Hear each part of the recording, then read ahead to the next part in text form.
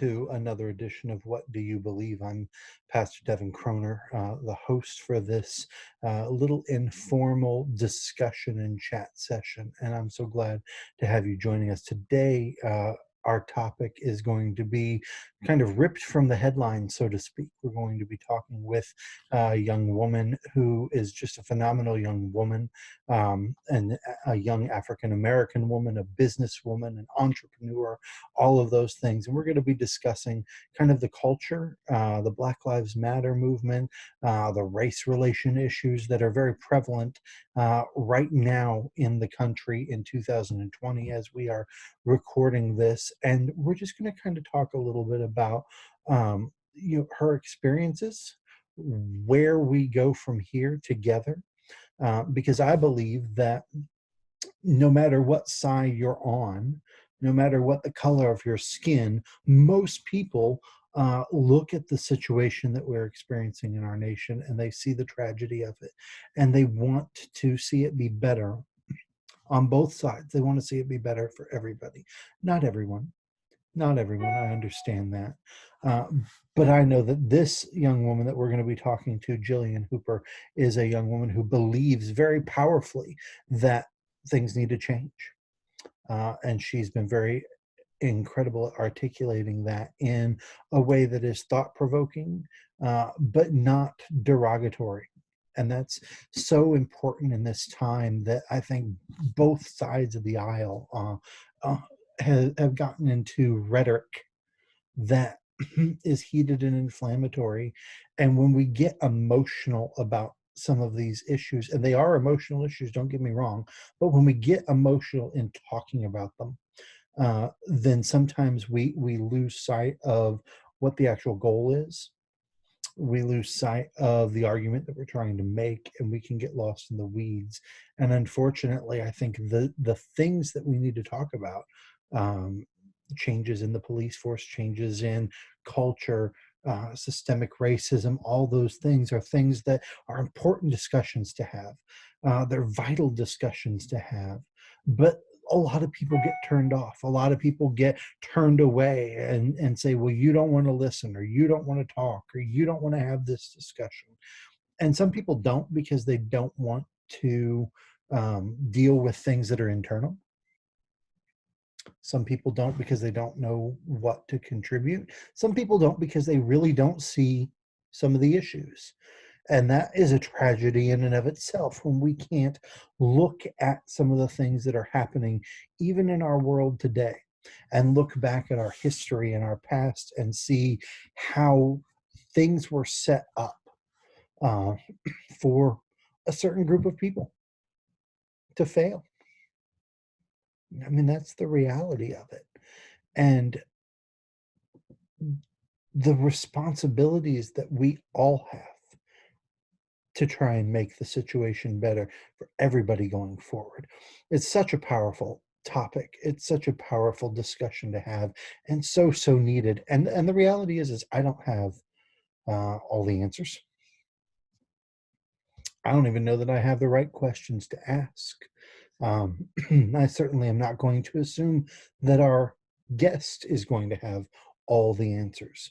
But again, when you can come from different backgrounds and different perspectives and begin to discuss and engage and talk about your experiences and what you see and your perspectives, that's what this whole program is really all about. Whether we're talking about myths and urban legends, whether we're talking about odd jobs and careers, whether we're talking about religious experiences and things that people have encountered or done, whether we're talking about emotional connections or relationships, whatever the topic is that we bring into this discussion and what you believe.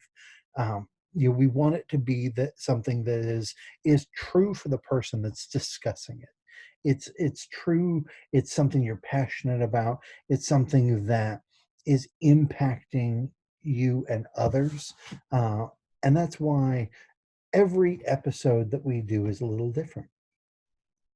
But again, today's episode is one that I think can be very, very moving if we are willing to breathe, if we're willing to look past all of the chatter, if we're willing to listen. That's an art that I don't think is practiced enough in our world today. It's not practiced enough in the church. It's not practiced enough in politics. It's not practiced enough in um, social justice issues or race relation issues. It's not. It's just not practiced. It's not practiced enough in marriages, in families. There's a lot of talking, kind of like I'm doing right now, little monologues. There's a lot of shouting. There's a lot of yelling. There's a lot of finger pointing. There's a lot of accusing. There's not enough talking. And so, what I'm going to ask you to do as we get into the discussion here, when Jillian's able to join us in just a moment, is set aside any preconceived notions that you have of the way things are. Well, I see a big problem, and here it is. I don't see any problem at all. Um, Somewhere in the middle, whatever it is, whatever your context is, um, set that aside for a few moments, and let's talk. Right? Let's listen. Uh, for me, I grew up in a small rural white community. We had, to the best of my knowledge, at least, in no African American people in my actual class, um, and most of my high school, only one that I was aware of, at least in the circles that I was a part of. I mean, definitely not uh, not something that was really thought of. It wasn't something that was discussed, being white or having a lot of white people around and not a lot of diversity. It was just the way that it was. Um, I was privileged enough to be able to be exposed through showing horses, through church activities, and other 4-H, other things like that, to travel around the state, to interact with different groups of people. My dad being a sports reporter, a sports writer, I got to attend junior college games with him, high school games with him, sometimes in a lot of different cities. And so I was, um, again, I say privileged enough to be able to be exposed to a lot of different kinds of people, disabled people, people of different backgrounds and ethnicities, people of different religious backgrounds, people of different cultures, um, all those sorts of things. And there was never a thought in my mind of I was better than anybody else. And for a lot of people, I think that that's probably the case. That we don't actively think, well, I'm better than someone else. But as I look back on my growing up, I see that there are definitely things that I was enabled and empowered to do because of the color of my skin that other people were not as enabled and empowered to do. And while I didn't specifically recognize it in the moment, I did recognize enough of a difference to realize that there was something there. And that's huge. That's huge for us in this moment to talk about.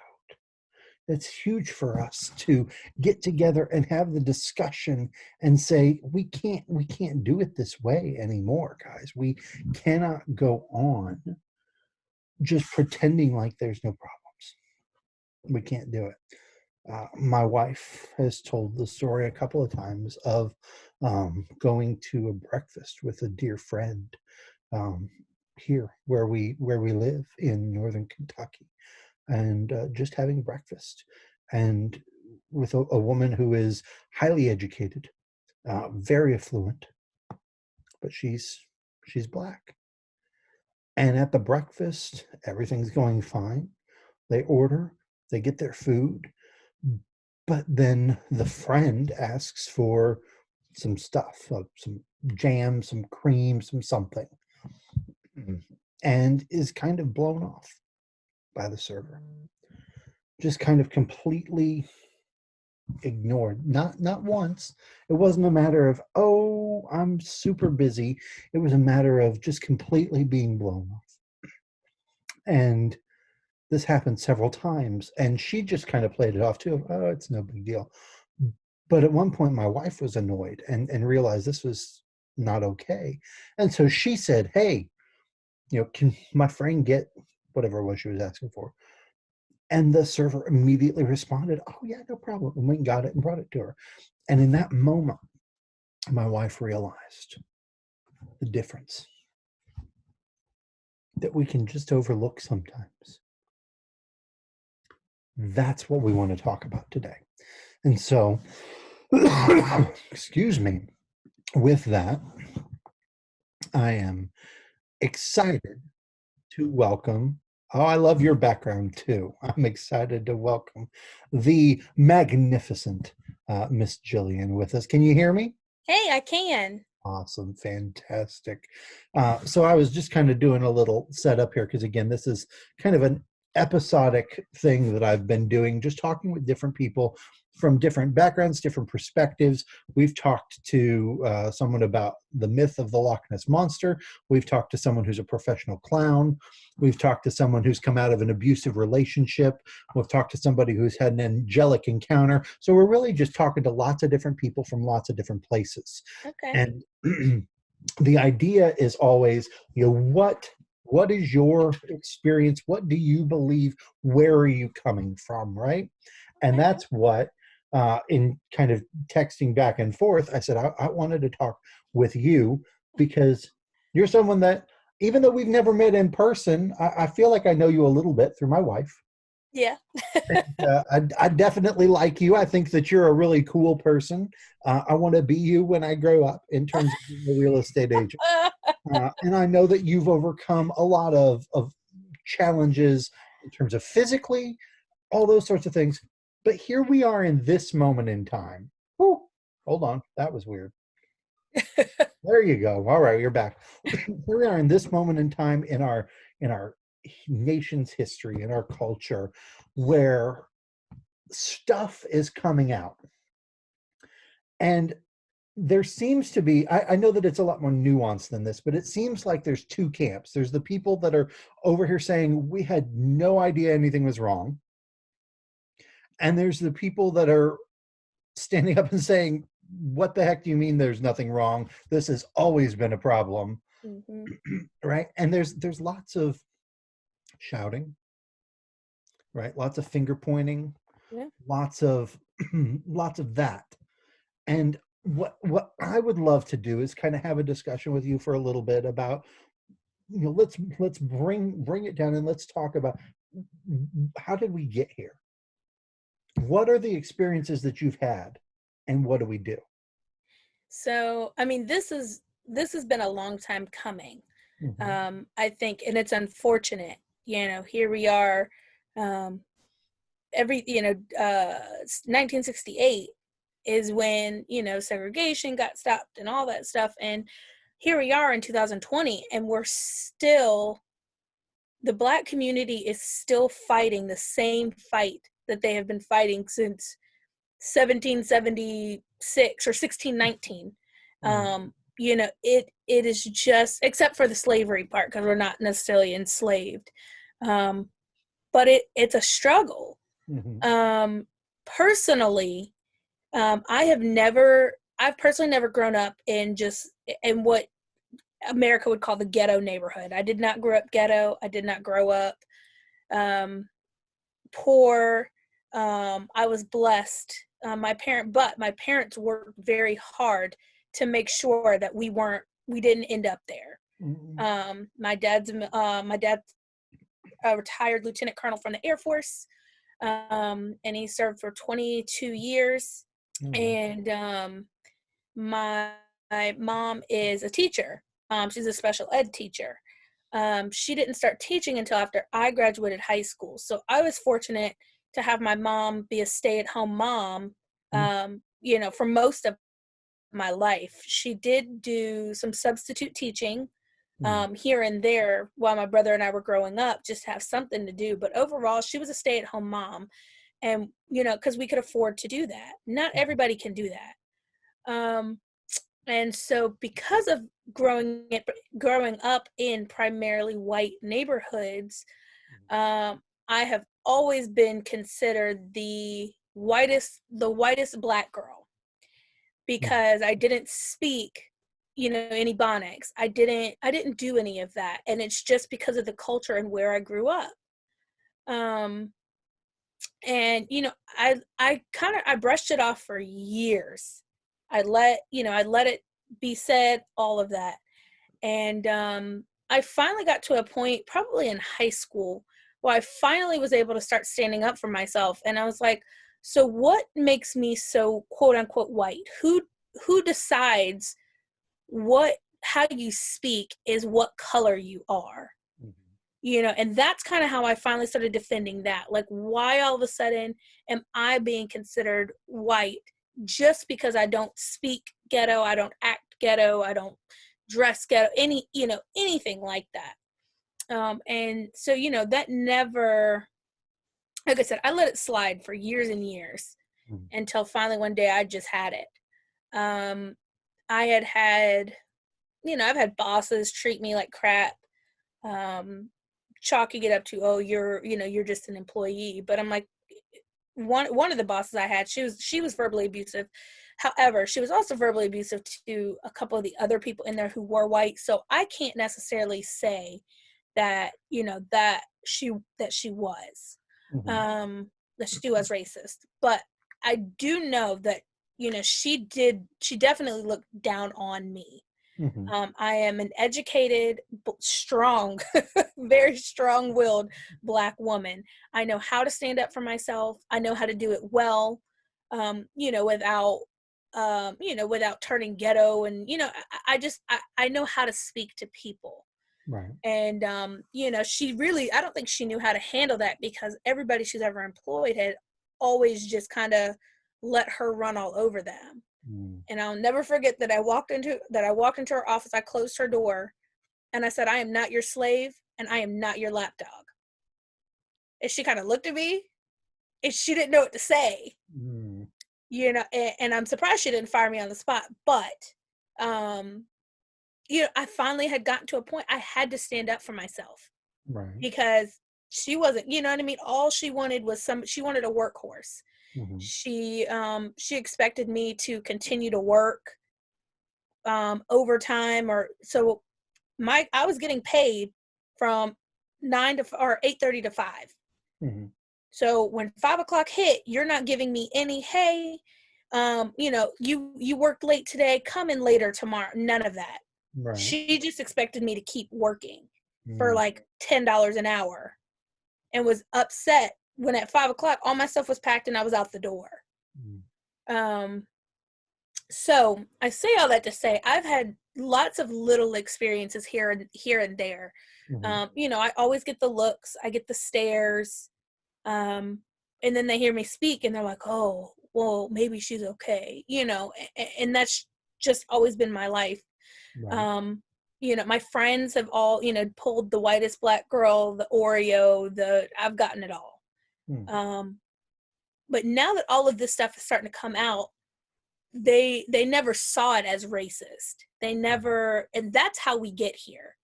Mm. A lot of the things that are done and said are things that people don't realize. To them, it's just simply, being a friend or whatever. But most people don't realize like what they're actually saying and how it makes, Black people feel. Or Mhm. really, let me just chalk it up to me, like how they don't realize that how it made me feel, Right. and even if I told them, it was still oh, we're just joking. But to you, it's a joke. To me, it is not. It is no longer a joke. Mhm.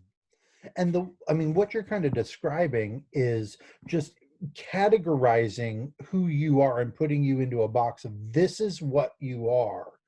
And this is the parameters that this relationship can work in. This is where you need to stay. And I mean, I would assume that no matter who you are, that's going to feel very stifling and confining. But when you're in a situation where everybody kind of does that and nobody sees a problem with it, I mean, how do you look at that? Because again, I have not experienced what you've experienced the Right. way that you have. So, I hear what you're saying, and I see the reality of it, but at the same time, like, I have no context for that. Right. I mean, I've had people that say, "Oh, you're a pastor," or "Oh, you're a real estate agent." All those, in that moment, they can put you in a box. Hmm. And usually that's fine because you're operating in that vein, right? Right. But you're not talking about in a professional setting, I'm showing houses, here I am, I'm a real estate agent. You're Hmm. talking about in life. They just see you, they don't know you, they don't know your background, they don't know your history, and you're this. Yep. What is that like to be essentially judged before you've said a word or anybody knows anything about who you are or why you're there? I mean, can you describe that? Yeah. I mean, it's hard and it's hurtful. I've worked and strived very hard to, you know, to continue to, like, speak correct English and do all the things, um, to not be categorized as, someone that they could think is a thug or whatever they're calling them now. It's just, and that's the thing for us. It's a culture. It is not. It's nothing more than simply our culture and what we have learned and how we have survived and all of that. So, um,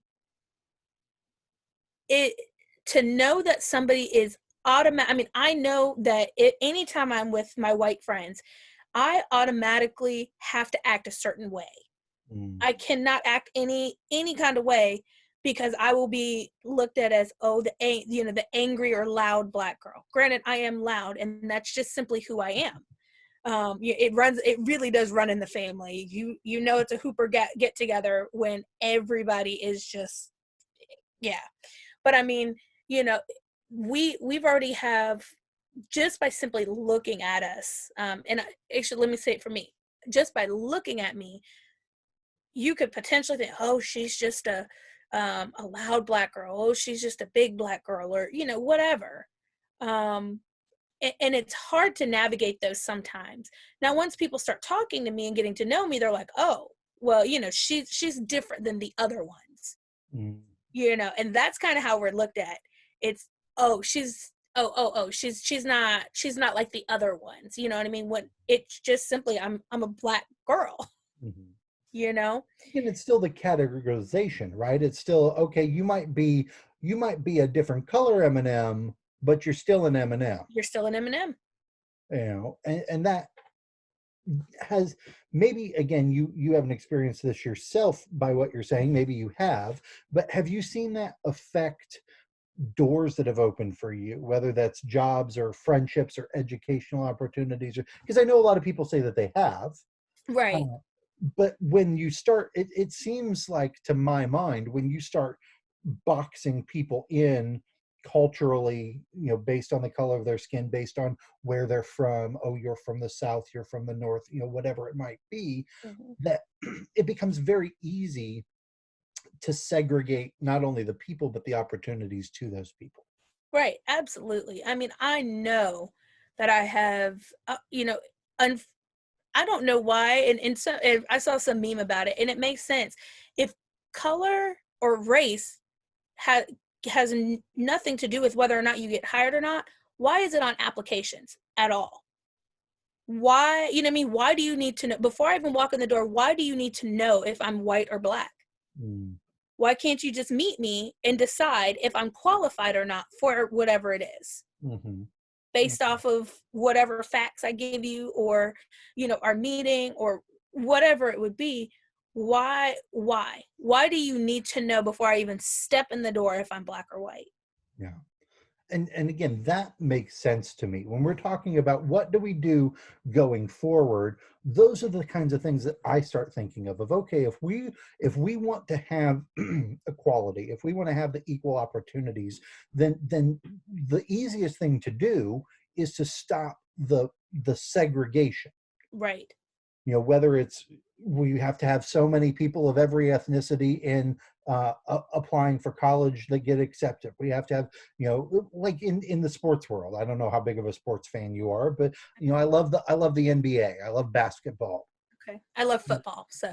They have to interview so many black coaches. Yep. Well, they don't hire them. I Right. mean, proportionally, but it's like, to me, I wouldn't care. I wouldn't care who the coach was. I don't care if they're old, if they're young, if they're black, if they're Asian, if they're white, if they know the game and they can help my team win a championship. Like, their basketball knowledge is what should go into that, right? Exactly. And so that seems almost too easy, though, in our Yeah. in our society, uh, because people don't want to think that way, whether you call it logically or not. So let me go back a little bit, and I want to kind of dive into this as much as we can. So, like, as you were describing your experience, your upbringing, right? You made the comment, and again, this is just my mind. Maybe it's because I'm a white person, I don't understand this, but like, you talked about your culture. You talked about, I am a strong black woman, not me, you. Uh, Okay. you know, and I hear that, and what I hear is, okay, you're differentiating yourself, but I don't. That's not what you're doing. So why is it important to be a strong black woman in one breath, but then say we need to try and eliminate, like, what on a job application, asking the question about race? Like, how do we connect those two in a way that doesn't seem like we're making an argument for one thing and countering it in the same breath? Does that make Yeah, sense? no, fair question. Um, I guess because for so long we have had to express ourselves and say who we are. Hmm. I mean, yes, you can clearly see me, but a lot of people don't like to, what's the best way to describe this? So a lot of people don't like to accept us for us.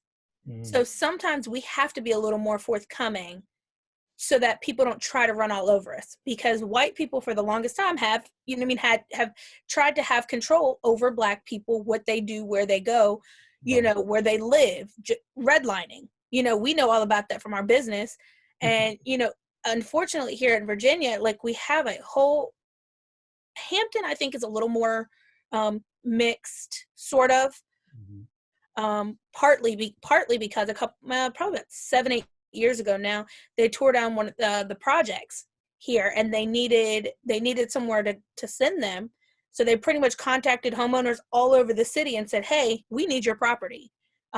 Otherwise, I primarily lived in I personally call it the redneck section of Hampton. It is not not to be cruel, but I mean, it is primary. I mean, I drive down my street and I got Confederate flags the whole way down the street. Like, it's just the section of Hampton that I live in.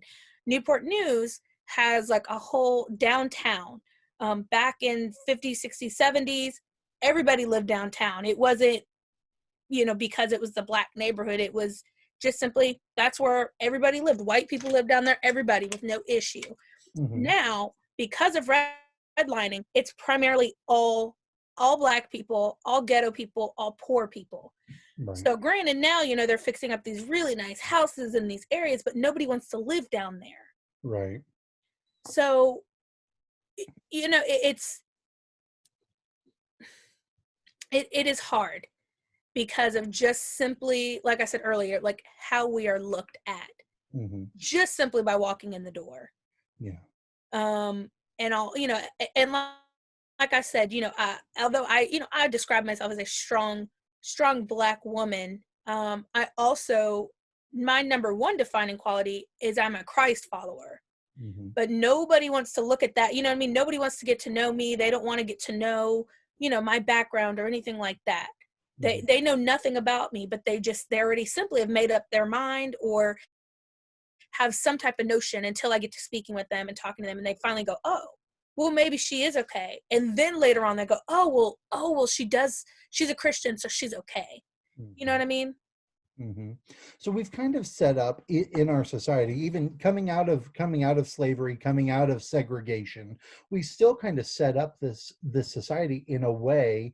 I was kind of talking my monologue before you got on, that was almost prepared for Black people to fail, right? Exactly. And I think that in my mind is one of the things that now, when we're looking at what do we do, how do we address that? And again, you're a real estate agent, I'm a real estate agent as well. So like in our community, we have a city, Covington, which I actually live in Covington, but it's downtown is considered the area you don't want to be for most people, right?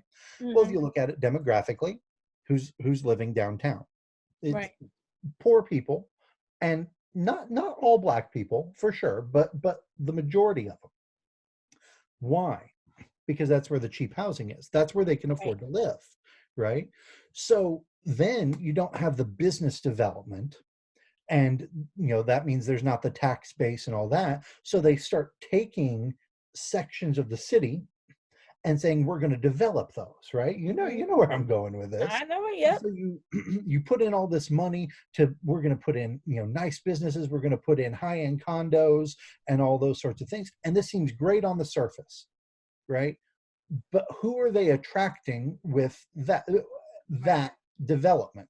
they're Hmm. attracting they're attracting young professional millennials mostly. Right. But who are these people? They look like me, not like you. Hmm. Yeah. The question that I had, a gentleman asked me just recently, who lost his home. Like the city actually took it away from him. He lived there for 62 years. His parents had lived in that house their whole life. His grandfather Wow. built that brick house with his own hands, Mm. and they took it away from him. He said, "Where am I supposed to go?" That was his question. And that was the first time. This is even before all of the stuff that is currently happening. This was like the end of last year, last fall. And I'm having this conversation with him, and I thought, here's part of the problem. I'd never considered that before. Hmm. And even that, what is that like on the opposite side, as a business person, as a professional, as a young woman, as a Black person, all of that all together, to realize that the vast majority of society, like you're trying to move into being successful, but Hmm. the vast majority of society is set up in a way that it doesn't even consider Right. you. It doesn't consider the people that are in that position. Again, you said that you grew up, fairly, good. Your family worked hard, Yep. but for a lot of people, that's not the reality. And we talk Right. about America as, the land of opportunity. And while there's truth to that, and everybody can have opportunity, but you can't have opportunity if you don't have opportunity, right? Right. So that's kind of how, I mean, that's pretty much what systemic racism is. Mhm. You know, everybody has just been so upset about the looting and the rioting, and I get it because I don't condone it. I wouldn't do it myself. You know what I mean? I'm not going to somebody else's business to wreck what they have built. I just won't, I can't do that. However, this is how I had to describe it to people. Let's talk Target, because everybody's all upset. People are going in and stealing the TVs from Target, and what's that going to get you? This is how systemic racism works. You got, I'm gonna use Deshaun. You got Deshaun and you have Karen. Okay. Or no, let me use a white guy. You got Deshaun and you have Billy. Okay. You have Deshaun and Billy. Billy and Deshaun both have the exact same qualifications, same degrees. Heck, they even went to the same college, same GPA, everything. They both go to the same interview. Who gets hired? Billy. So what happens to Deshaun? Deshaun still can't find a job. Deshaun's got student loans, he's got, whatever. But So what Deshaun has to do to make it is potentially start selling drugs, because that's the only job he can really get. Mm-hmm. While Billy's over here working, doing his thing, you have Deshaun over here who the only thing he can get is a job selling drugs. So what does he do? He starts selling drugs.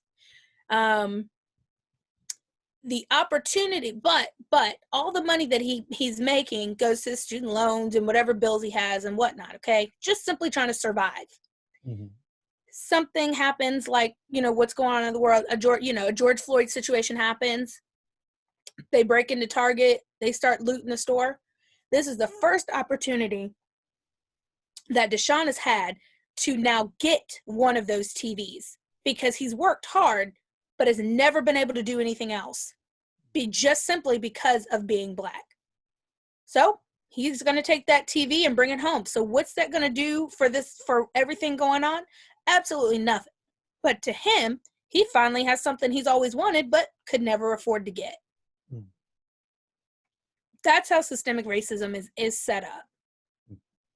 I have friends who have legitimately named their children white names so that when they go to apply for jobs in colleges later on in life, they can at least get their foot in the door. Mm-hmm. Because usually if you see a name like Deshaun, you automatically know he's Black. And 9 times out of 10, most employers go, I don't know if I want to, I don't know if we want to do that. You know what I mean? Right. Whereas Billy's probably a white guy. So Billy's gonna very many Black Billies. That's for sure. right. You're gonna find Willie, but you won't find Billy. Talking about the Target thing for a second, you look at some of the pictures and the footage, and again, looting and trashing things, I don't think is right for anybody. Right. But Nobody. the two things that were that stood out to me, one was explained to me, and again, it was just one of those things of, okay, I never thought of it that way, is that when you look at the history of civil rights actually seeing movement in our country, Mm-hmm. it's usually because people got so fed up with not being listened to Right. that was the only way they could actually get anybody to pay attention. Otherwise, Exactly. it's like, oh yeah, you're over. And again, people invoke Dr. King, not that Dr. King was a perfect person, but Dr. King he was a great orator. He'd said a lot of things that were very moving, very helpful, great leader of the time. And people say, well, he would never have condoned this kind of violence. But at the same time, a lot of the change that happened as a result of the civil rights era that Dr. King was so involved in happened because the man was shot. Right. Like, he died, and that's why that's why there are boulevards named after him in Mm-hmm. every city in America. The man died. Not Right. not because of his I Had a Dream speech, Yep. but because of that. The other thing that I thought, just in watching the news footage, is I'm like, okay, yeah, this is terrible, but I'm looking at these video clips, I'm looking at these pictures, and almost, not every time, but almost every single time that I see people carrying stuff out of Target in St. Paul and Minneapolis, it was white folk. Exactly. And I'm like, you opportunist scum. Yep. We're going to point fingers and say, look at what those Black people did. Can you believe that? Mm-hmm. And yet when you actually, yes, I see people in the forefront that are smashing things and hammers, in the main Target store, and there were some Black people and some white, but all the people in the back of the picture that are actually carrying out the Xboxes and the TVs and the computer, every single one of them was white. Yep. Every picture that I saw. Yeah, they have. I mean, there's tons of articles that show that that's what white people are doing, and they were trying to get it. They were doing these things so that it would be pointed back on the Black people, saying, "Oh, look what they're doing." Mm-hmm. This, you know what I mean? And that's what a lot of what happened. Yeah. So it really is a matter of, in this context, people looking past the emotional side of it, and Mm-hmm. let's look at why is this happening and what is happening, and who's really involved in this. Because again, a lot, not every single time, but a lot of the times that you see the violence happening is it's not always the Black people that are doing it Right. or leading it, but it's like the cause is being used, right? Mm-hmm. Now, going back to kind of your example of the opportunities and the different paths, when I was in Kansas City, I had the opportunity on staff at the church that I was at. Our senior pastor was an African American man. He had come from the streets in, I believe it was San Francisco, although I might be wrong about that. Married a woman from Louisiana, right? So you got kind of both of those. They'd spent years in DC. He had worked, in the inner cities. And he and I had some of the greatest conversations in the years that I was there about, here he is leading a church, like he's the senior pastor. He was probably for a while one of the only Black men in the church. Okay. All right. And he's talking about, people would ask him all the time, why are you leading a white church in like the whitest county in Kansas? Okay. On the outside of Kansas City. Why are you here? And Right. so he would always say, because I want them to know that it's not us versus them. It's It's us, us. right? Which that was super telling to me. Like, again, you don't think about that, or at least I don't think about that the way I grew up, Mm. in an all white community. But Right. to have that said is sad, but it's enlightening. But the other thing, he would talk all the time, because I was the children's pastor, about the need for uh, change, the cultural change. And again, you were talking about the cultural side of it. And he said, if we, and he would be talking about African American community, Black people, say, if we want to be taken seriously, if we want to be looked at differently, we've got to show that we are doing the things, not to abandon who we are, Mm-hmm. but to change the narrative. Change the narrative. Change the narrative. And he would talk about, the importance of families, the importance of mentors, the importance of Black men leading in things, and fatherhood was a big thing for him. Mm-hmm. And we had a lot of conversations about the importance of fathers and the lack of fathers in urban environments in the Black community. And so that was one of the things that I started asking questions about here in the last month or two, to a lot of people that I know, that are Black. Everybody, I'm asking them the same question. What about this issue? Because again, this is what he and I talked about. And what you're describing, though, in your scenario, is not necessarily an abandonment. Because I always thought, well, these men, they just abandoned their families. They just abandoned their kids to grow up in poverty and in the streets. That's not really what's happening, though, is it? Mm-mm. Nope. Um, And we've set that up. exactly. It's yes.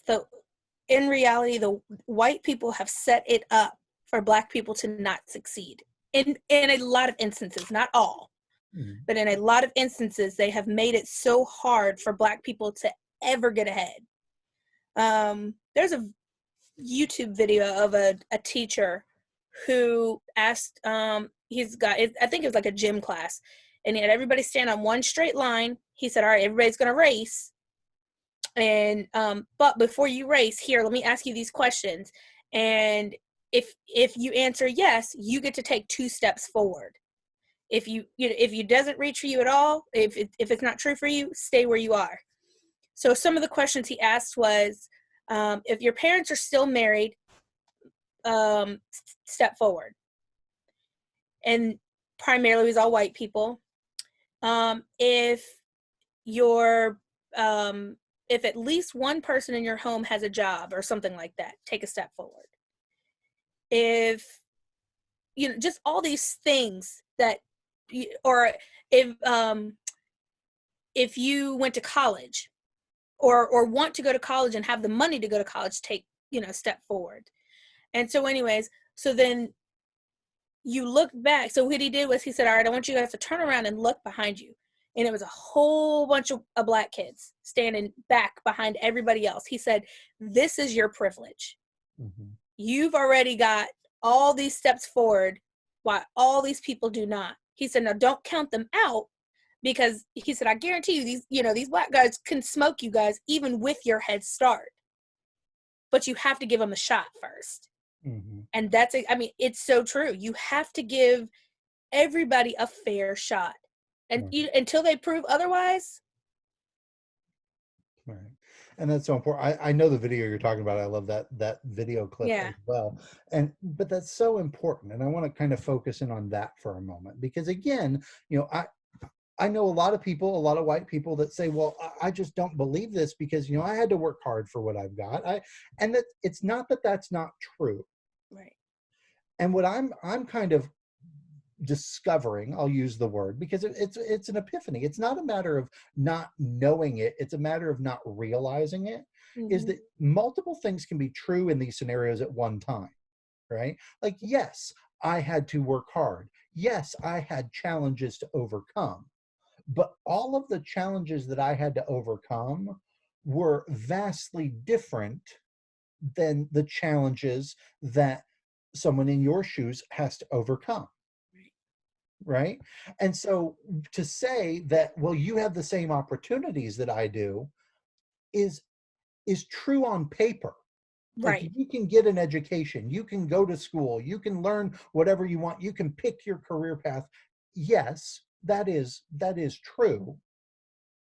But like what you were describing, if you have a black sounding name, if you came from a certain area and you didn't have the teachers and the education, if you didn't have the guidance counselors that could point you to the scholarships that were available and the opportunities that were available to help even people who are in poverty, that are like Right. designed for that reason. If you don't know that the resources are there, how can you use them? Right. So talk about that with me a little bit, of like, what do we do to fix that problem? Because to me that seems fixable. It is. And but the really the way that you fix that is by hiring the right people to start with. Mm, They don't have to be white, they don't have to be black, they don't have to be Asian. You know what I mean? They just simply have to be qualified and ready and willing to help everybody, and not just one or two kids. mhm, Because a lot of those kids get the bad rap the first year of high school or something like that, and they get suspended all their whole first year and all that stuff. And from then on, your name then gets carried to every teacher you ever go or you ever have. And there are some teachers who are willing to just go, oh well, I already know about him, so I'm not going to take the time to put in the effort. When in reality, it really just takes one caring person to say, hey, look, you are smart. Because that, for a lot of people in the black community, they're not told that they're smart. They're mm, told that they can dribble a ball or throw a ball. mhm, That's a lot of the black community, that is how people keep pushing them to move forward. right, Oh, we'll get you a scholarship to school. Don't worry about, don't worry about actually learning the stuff. Just simply be good at this sport mhm, so that you can get your scholarship, so that you can go play, pro sports, and that's how you can make your money. right, Not everybody is willing to see the potential in everybody. And I mean, most teachers do. And I get it. A problem student, it's hard. It is, it's hard. It disrupts the whole class. I am not knocking teachers at all, because they are superheroes in my book. I couldn't, I couldn't. I could not be a teacher.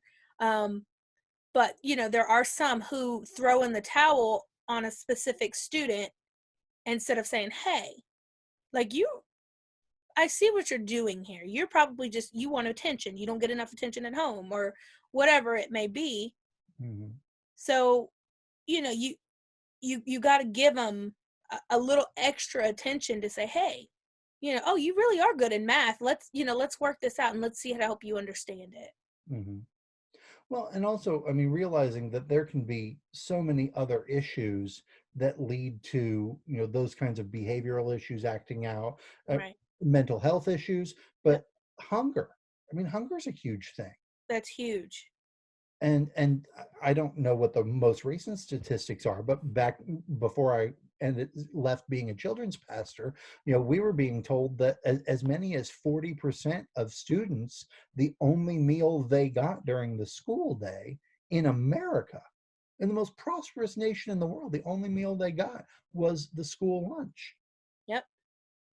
And so it doesn't, again, to me, that's not a whether you're black or white or Asian or Latina or whatever it might be. If you're hungry, you're going to have a lot harder time focusing, concentrating, paying attention, devoting your energy, all those sorts of things. You move into survival mode, right? Right. And what do people do in survival mode? They resort to stealing, Hmm. cheating, lying, manipulating.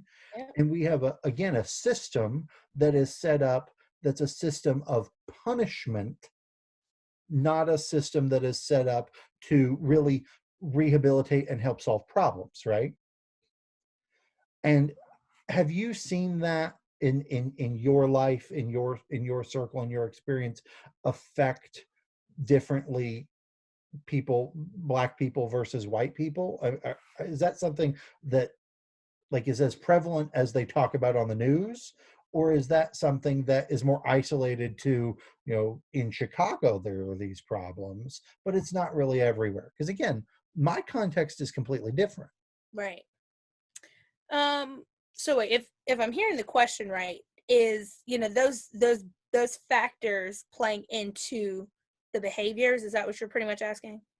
Well, I mean, that's happening everywhere. I'm saying the way the system is set up to punish, Right. not just the police, but like the and criminal justice, but the whole system, the way school is set up, Oh, yeah, yeah. discipline is set up, all of that. Is we're gonna catch the people who are doing wrong, but we focus on the behavior. Right. Right. Going back to your fake Deshaun, we're going to focus on the fact that he's selling drugs, not on the fact that the man has a degree and can't get a job. Right. Right. Yes, I definitely see that. I see it everywhere. I really do. And a lot of people, if they don't do sports, they join the military in order to get out of their situation. Hmm. Um, and that, yeah, yeah. But definitely, it is definitely, I see it, or I have seen it. I've seen it with some of my friends from high school and stuff like that who just were qualified for something and just simply cannot get the job. Hmm. Hmm. So what, from your perspective, because again, I hear a lot of things out there now of we need to defund the police. I hear that. I hear, we need reparations for black people from, the effects of slavery.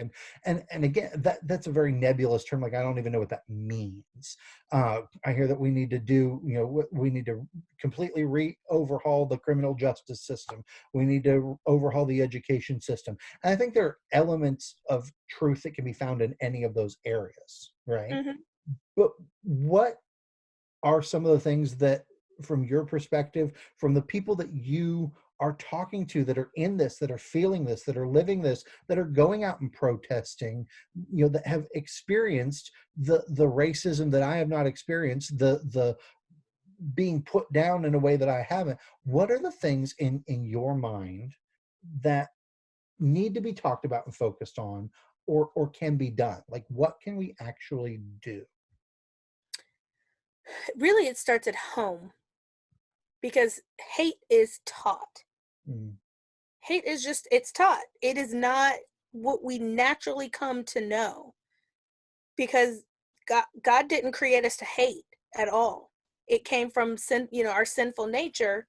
Um, and so I really think it starts at home. It starts with the little one, the next generation, to to stop the cycle of treating anybody, not just black people or white people or whatever, anybody as if they, as if they don't matter, or um as if they're less than, or and I will say, I think defund the police is just such a horrible way to describe it.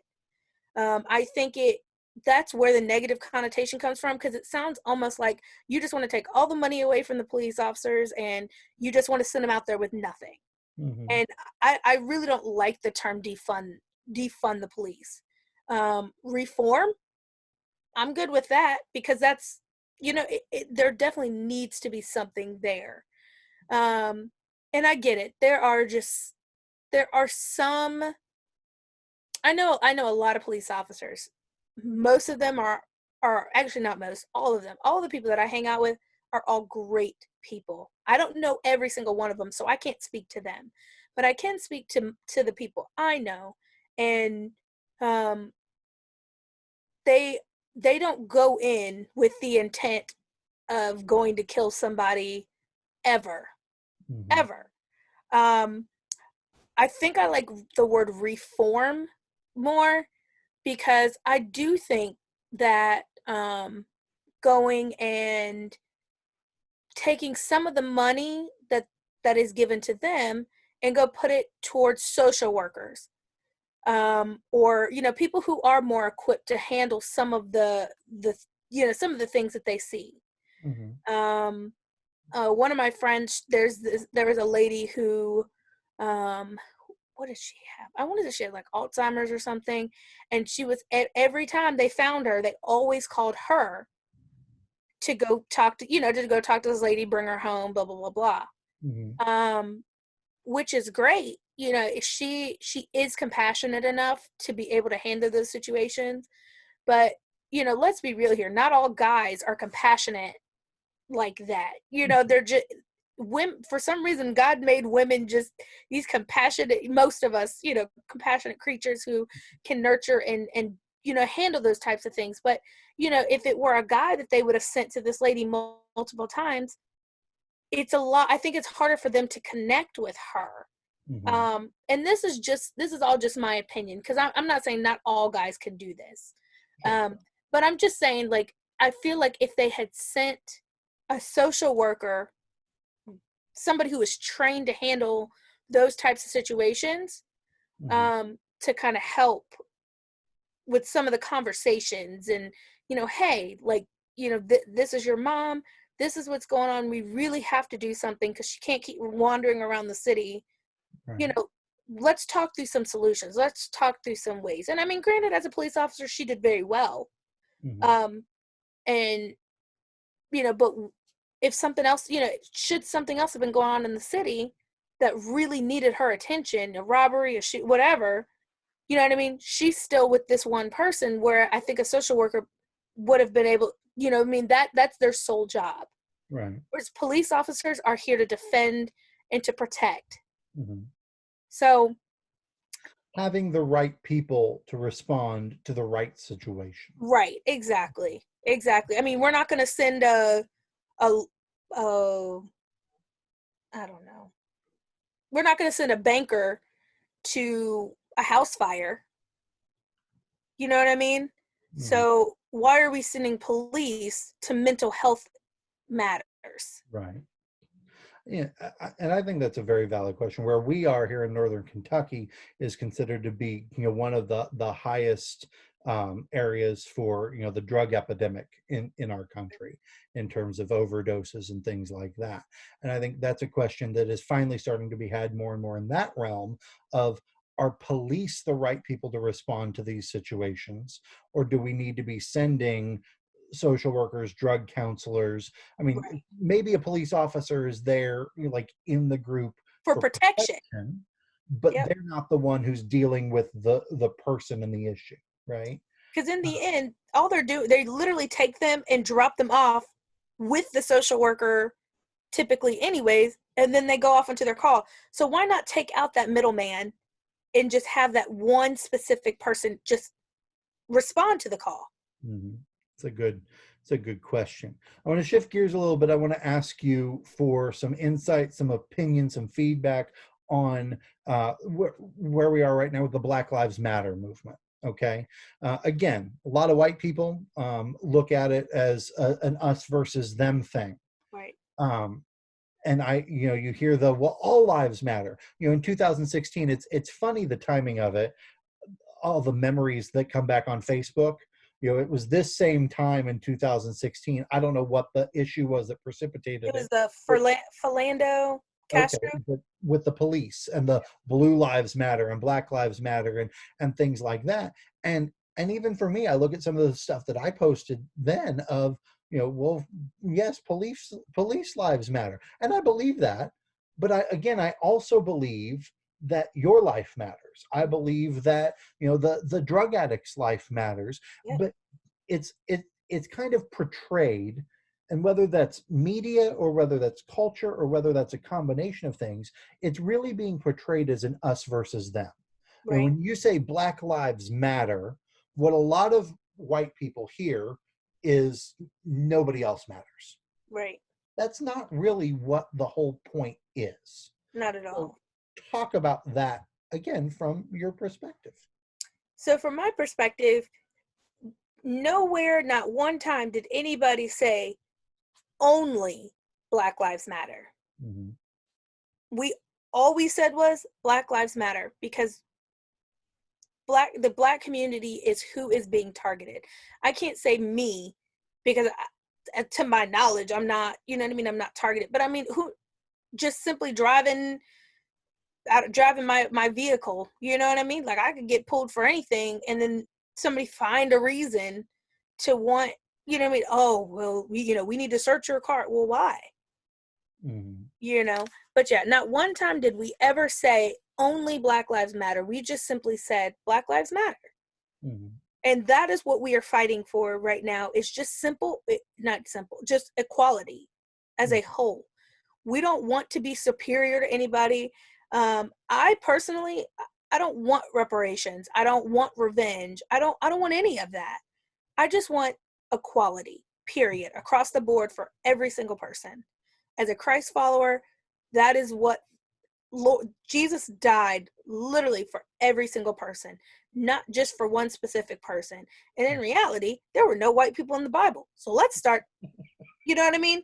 I don't know if anybody really wants to have that conversation, but I love it. So I don't think you've ever met my kids, but I know because of my wife, uh, who my children are. So my oldest Titus, Mhm. I was doing his Bible lesson for school yesterday, and in the story we're talking about the disciples and Jesus, and I just made the comment because of course all the pictures in all the Bibles, Jesus is white, everybody's white. Right, Um, and I actually just made the comment offhandedly of, that's not what Jesus really looked like. And he goes, what do you mean that's not what Jesus? And he went and got like 4 other Bibles, right? And he put them on. He's like, he looks like that in all of them. And I said, buddy, Jesus was probably either black or dark skinned. mhm, And that just blew his little 7-year-old mind. He could not fathom right, that, because again, that's how it's portrayed. All the movies, Jesus white. this is white, All the pictures, Jesus is white. And that in and of itself, I think is part of the problem that needs to be and can be addressed, right? mhm, Of going into the statues that you were talking about on Facebook the other day, and all of these sorts of things. It's not a matter of let's erase history and not talk about things that happen, but let's talk about them in the right context, right, correct? and yes, and again, from the standpoint of a lot of white people, and not me, because I don't really think this way. And I mentioned that in your thread on Facebook, that I think that we shouldn't be celebrating Confederate generals who wanted to secede from our nation anyway. Forget forget the reason, as bad as it was. They wanted to secede from our nation, and we're naming military bases and cities and stuff like that after them. Like, these are not the heroes. right, And then when you look at the issues, but from the standpoint of a black person who grew up, being told that you have to be careful, from what I've heard, you have to be careful around the police, you have to be careful what you say, don't go to certain parts of town, all those sorts of things. like, what is that like to hear people saying, this is terrible, you're the racist? I've heard that being Yeah. said in some circles. Well, the black people are the ones that are racist. They're wanting to eliminate our history. Right. What goes through your mind? I just think they're ignorant.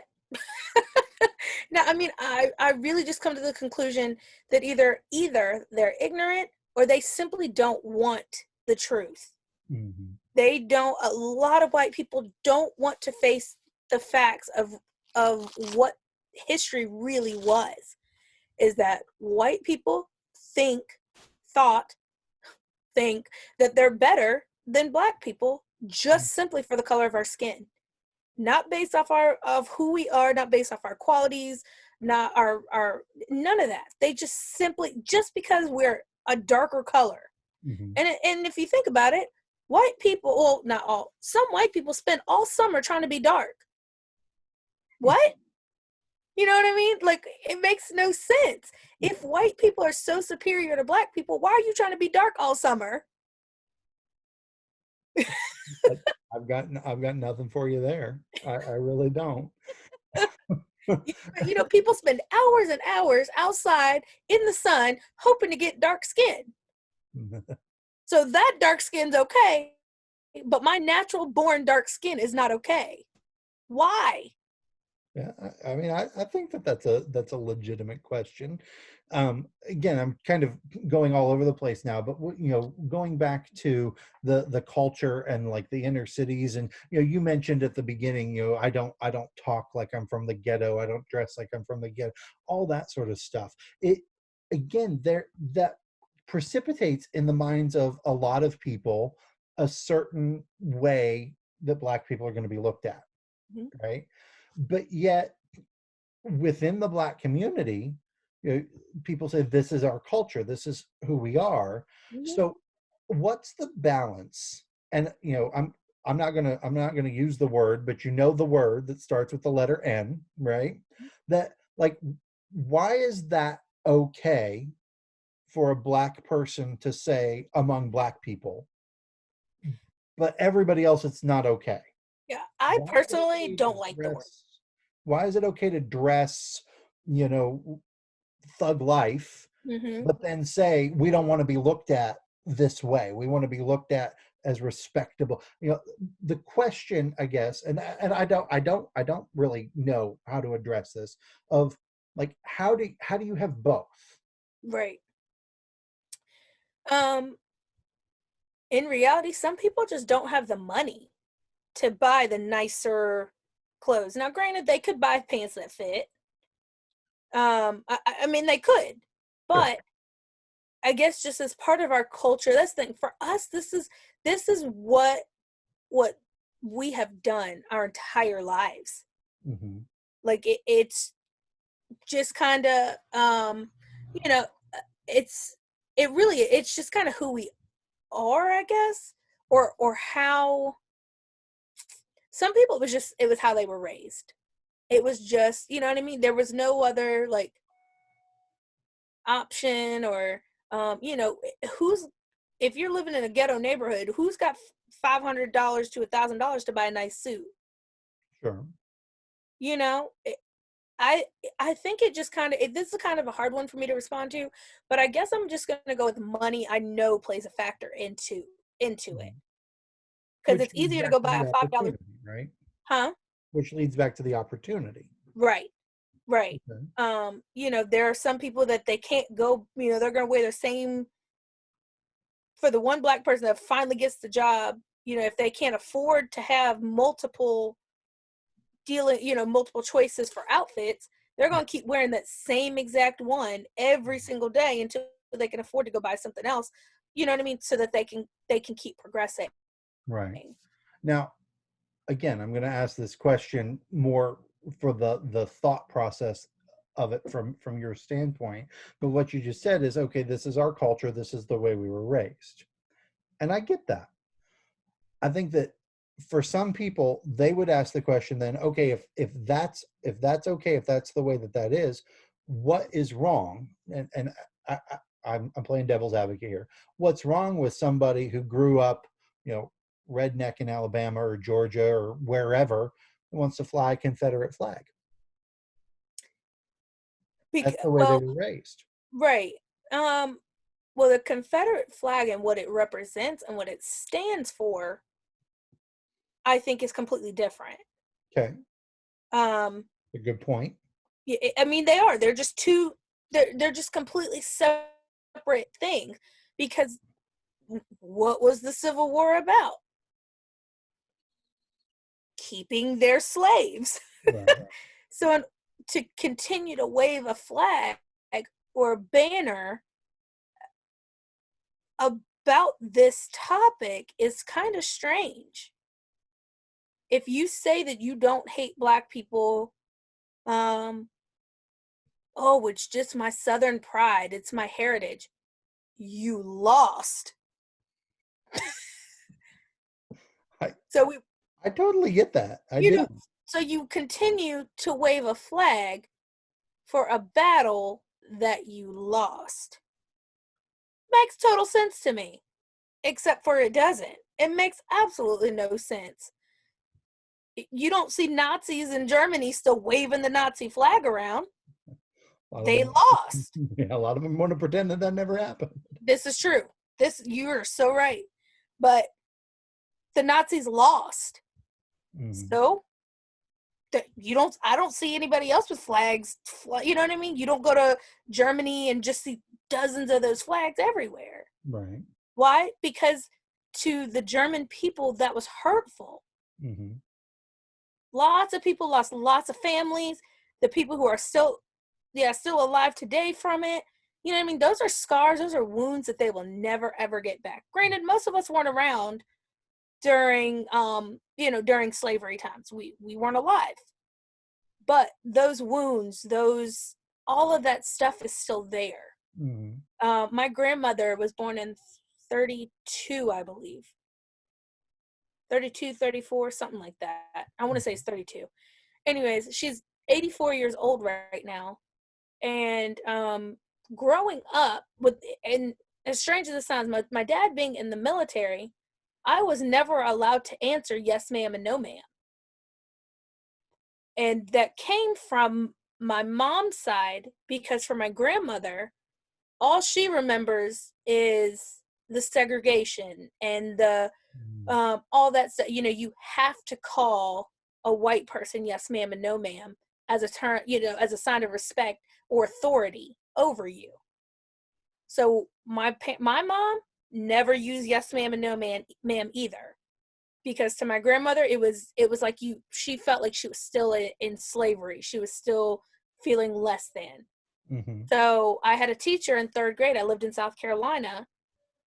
She was a white lady, and I had never been taught yes ma'am or no ma'am. And I'm from New York, and we lived in California, in Hawaii prior to that. And then we go to South Carolina. I ain't never been to the South.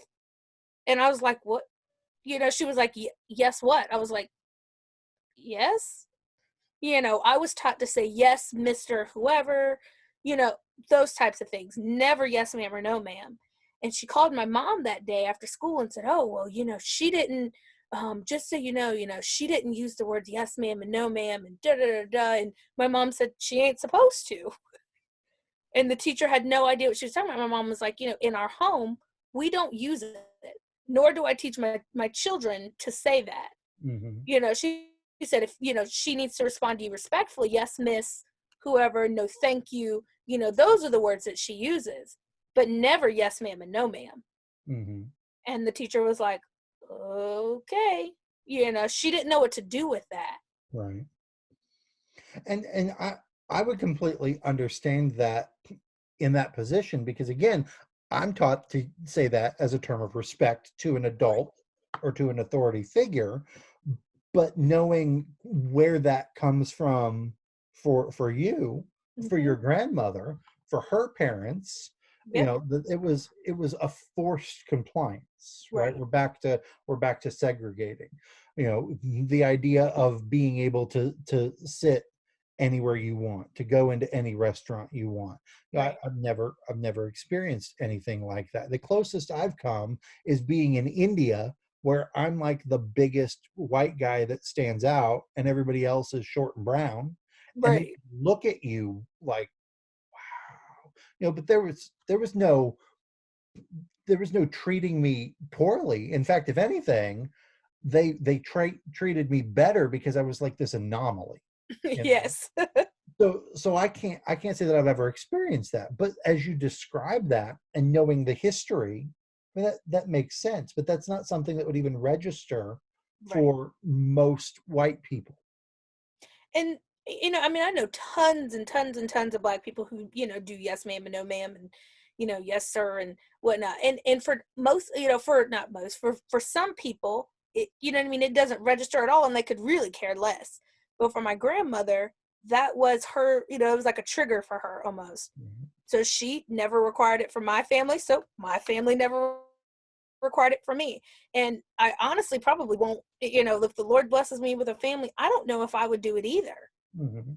Just because for us, it's a generational thing. It's, you still need to be respectful. Yes, miss, no, thank you, using Mhm. all your manners. But the actual term of being forced to say yes, ma'am, and no, ma'am, I do it playing around with my friends because it's not a demeaning or a demanding thing. That's the word I look for. It's Mhm. not a demanding, thing. If we're just chatting it up and I'm like, oh yes, ma'am, just kind of a play thing. Mhm. But as far as like being told, hey, you have to say this to me, I'm not here for it. Understandable. Understandable. As we kind of start to wrap this up, what are some things that, talking to a white person, that you would say, these are the things you need to know in this moment? These are the things you need to understand. Forget all the media coverage and attention, because I think that just makes everything worse. Yeah. Uh, you know, but these are the things that you really need to know right now about the Black community, about where we're coming from, about how we think, about what's going on, about how we see this, whatever it might be. The main thing is we're angry. We are angry that this has continued to happen with no justice. Hmm. I mean, heck, you can take it all the way back to doggone Emmett Till. For us, these hurts, these pains run deep. Hmm. And to continue to see it in 2020, when is it going to stop? When is there going to be some relief for the Black community? Hmm. When are we going to no longer be looked at as less than just simply because we were born a different color? Right.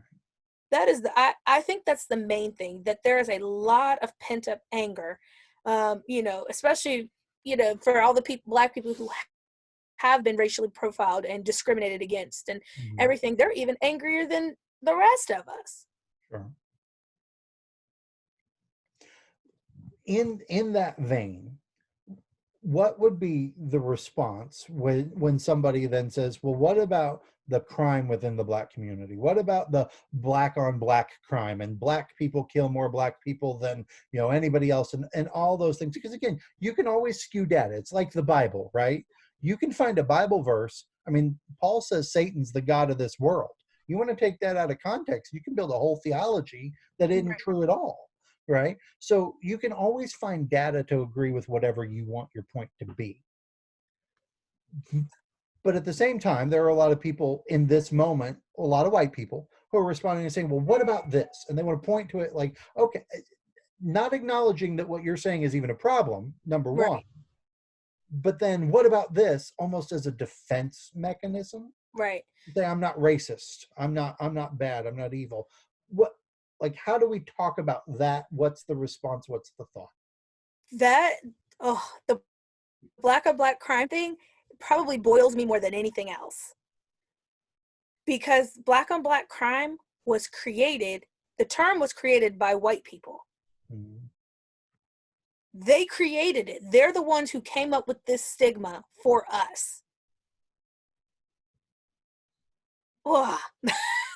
Every time I hear that, it just makes me so, it's so upsetting, because um, you know, part of Black on Black crime comes from people protecting the little bit that they have. protecting their area, protecting their territory, especially, you want to talk drugs or whatever, that, that's their corner. That's where they make their money. So now you have somebody else coming in to try and take your money when you already ain't got nothing to start with. What do you think is going to happen? That is my theory, because like I said, I didn't really grow up in those neighborhoods, so I don't know a whole ton about it. Mm-hmm. But the little bits that I do understand, it's all about your, like, where you are, your respect, Mm-hmm. because you're not respected anywhere else. So if you're respected in your neighborhood on that corner or what have you, you're not going to let anybody take that from you. And if you want to talk data, if you think about it, there are a lot more, I don't remember all the statistics right now, but there are more white people than there are black people. So if you want to, compare black on black crime versus police brutality, because that's what everybody wants to compare it to, is police brutality to white people, Mm-hmm. or to black people. There are more white people, so there is a larger percentage of black people dying versus white people because there are more of them. Mm-hmm. So you can't even compare the two. You cannot put those two side by side, because there's more white people than there are the black people. Mm-hmm. So we're dying at higher rates than the white people are. And I think that's an incredibly important thing for people to realize, is that, okay, you can say, well, this number is this and this number is that, but when you boil it down to percentages, because again, I learned in math class in what, like fifth grade, you have to find the lowest common denominator if you're going to compare things, right? Right. Otherwise, you're going to have skewed results. Mm-hmm. So when you boil it all down to that lowest common denominator and you say, man, the percentage in this is really, really high. And again, from our discussion, as well as a lot of other discussions I've been having, what I'm coming back to again is the opportunities. Mm-hmm. Is that the most important thing as a society? I mean, I think the most important thing is, as people, is to, act like Christians, right? We Right. need to see people the way Jesus saw people. He saw value in everybody, right? He saw value in the Syrophoenician woman, the woman at the well, the woman caught in adultery, wee little man up in the tree. Now I can't remember his Zachariah. name. Or Everybody. Zacchaeus. Ooh, There Zacchaeus. you go. Yeah, and I'm the pastor here. I should know that. But so that, and I think that's a huge problem too, is that, like, we have the black church, the white church, we have the Baptist church, the Lutheran church. We've, as the church, we've segregated ourselves so much Yeah. that we don't see people. Yep. We see groups. Yep. And I think that that's a whole different problem, a whole different topic, because we've given up our ability as the church, as the body of Christ, to lead in this area in a time when what the world needs is spiritual leadership in this area. Yep. Not even going to go into that.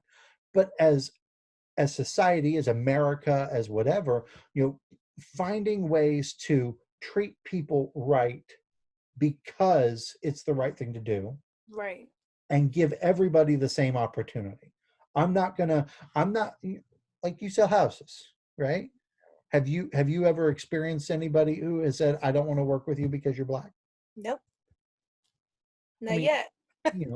right. And, I have billed myself as the real estate pastor, Mhm. and I've had people tell me, you shouldn't do that. You're going to turn people away. They won't want to work with you if they're atheist, if they're Muslim, if they're whatever. So far, I've only had one person who said, you know what, if that's what you are, I don't want to work with you because I am this.